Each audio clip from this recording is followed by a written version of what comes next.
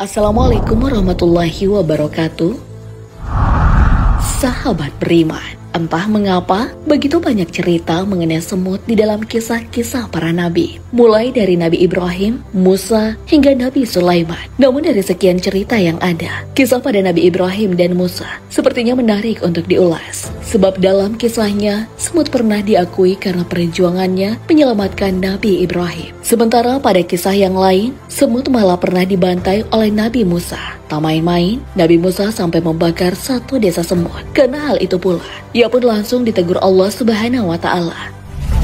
Seperti apakah kisah semut pada kedua nabi tersebut? Mungkin ada di antara kita yang tak pernah mengira jika di balik selamatnya Nabi Ibrahim dari hukuman Raja Namrud terbuat kisah upaya penyelamatan yang begitu heroik dari seekor semut. Sebagaimana diketahui bahwa Nabi Ibrahim adalah seorang rasul yang diutus kepada Namrud beserta seluruh kaumnya. Tak terima dengan keberadaan Nabi Ibrahim yang mendakwakan ajaran tauhid dan mengganggu singgasana kekuasaannya, Namrud pun memerintahkan agar Ibrahim dibakar hidup-hidup.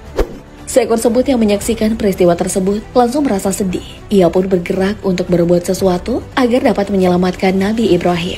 Saat itulah, semut memutuskan untuk membawa setetes air. Namun dalam perjalanan menuju kobaran api, semut itu bertemu dengan hewan lain. Kemudian hewan lain tersebut mengolok-olok semut sambil berkata, "Untuk apa kamu membawa setetes air itu?" Semut menjawab, "Untuk memadamkan api yang tengah membakar tubuh utusan Allah, Nabi Ibrahim." Hewan itu lalu berkata lagi dengan nada meremehkan, "Tahukah kamu bahwa apa yang kamu lakukan itu tidak akan menghasilkan sesuatu kecuali kesia-siaan?" Semut kemudian menimpali dengan jawaban menohok, "Iya, saya tahu. Tapi dengan setetes air ini, disinilah aku menegaskan bahwa di pihak siapa aku berada." Mendengar pernyataan semut, hewan yang mengolok-ngolok pun langsung terdiam tanpa kata, seakan-akan malu pada diri sendiri.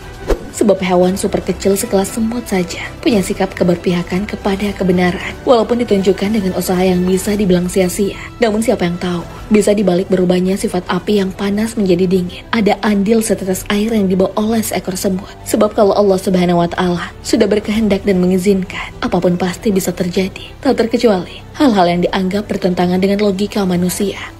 Dari kisah ini, sepertinya Allah ingin menunjukkan kepada kita bahwa tak satu pun makhluk hidup berhak dibunuh tanpa sebuah alasan yang dapat dibenarkan. Walaupun makhluk tersebut mungkin hanyalah hewan kecil seperti semut. Selain itu, Allah juga ingin menegaskan kalau seseorang tak boleh memukul rata apabila disakiti oleh sesuatu. Karena dengan memukul rata seperti itu, sama halnya membunuh orang tanpa salah. Sementara yang terakhir, Allah juga ingin mengingatkan bahwa sebagai manusia kita tak boleh menghukum, menyakiti, apalagi membunuh seseorang atau binatang dengan cara membakar. Karena cara menghukum seperti ini, hanya Allah saja yang pantas melakukannya. Hal ini sebagaimana dalam sabda Rasulullah SAW.